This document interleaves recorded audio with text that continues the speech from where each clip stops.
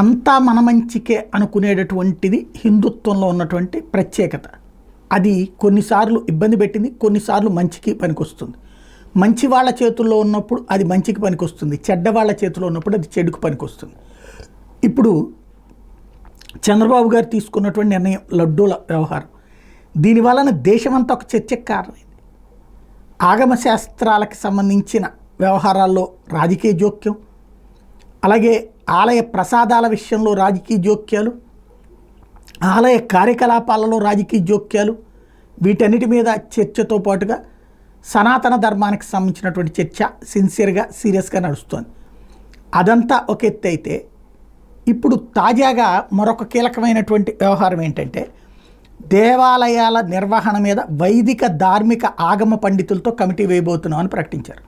ఇది భగవంతుడు తెచ్చిన మార్పు అయి ఉండొచ్చుగా.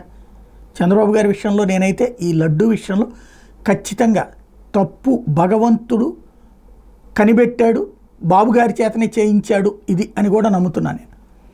నెంబర్ 2, ప్రార్థనా మందిరాల్లో ఆ మతం వారే ఉండేలా చట్టం ఇంతవరకు ఇది చెయ్యట్లేదు, ఎవరికి వాళ్ళు చెప్తున్నారు మాటలు.